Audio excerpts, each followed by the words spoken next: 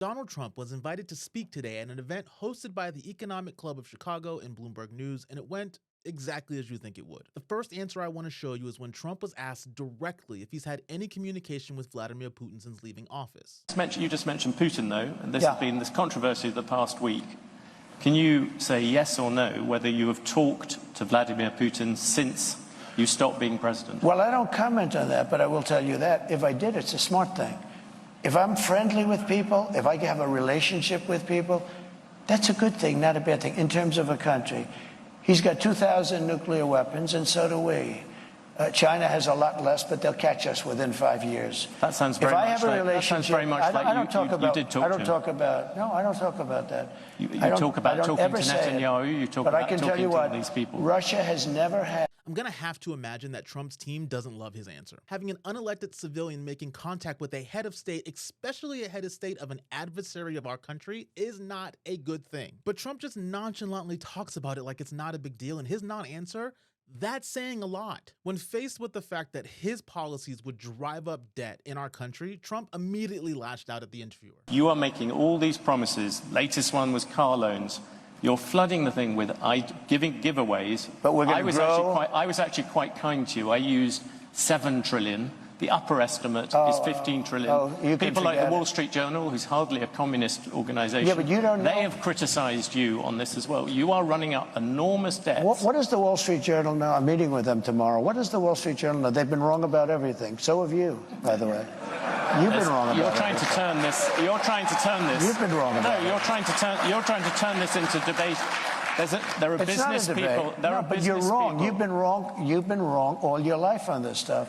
You've been wrong. Let me tell you about currency. You're going to jump in a lot of different subjects. The reserve currency. Let's stick to reserve currency. That's where you started, right?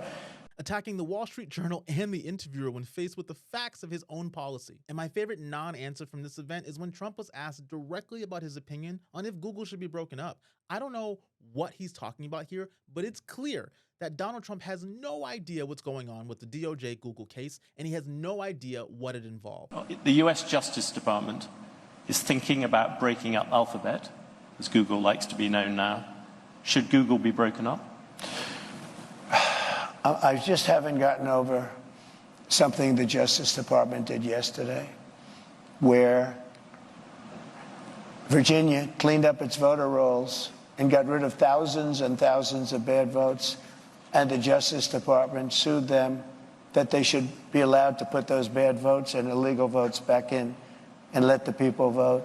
So I haven't gotten over that. A lot of people have seen that. They can't even believe it. The question is about Google, President Trump. Yeah, look, Google's got a lot of power. They're very bad to me, very, very bad to me. I mean, I can speak from that standpoint.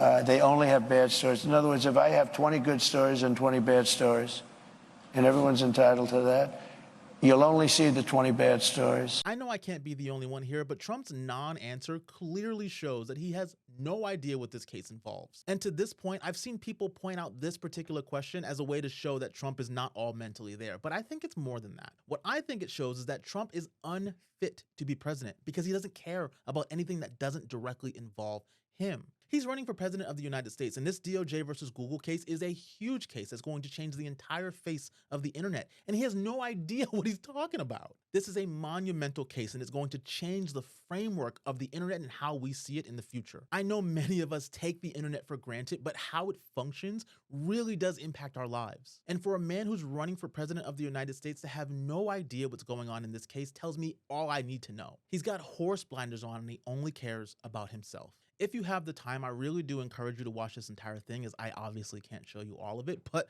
the final thing that I want to show you is this crazy moment where Trump looks at a woman in the crowd, tells her how beautiful she is, and then says that immigrants are going to come and kill her. These killers are among the most evil killers. They will look at you down, the beautiful woman there, they'll look at you and they will kill you. These are seriously sick people. This man is clearly unfit to be president of the United States, and we have less than 20 days to make sure that that doesn't happen. But hey, that's just me, though. I'll see you next time.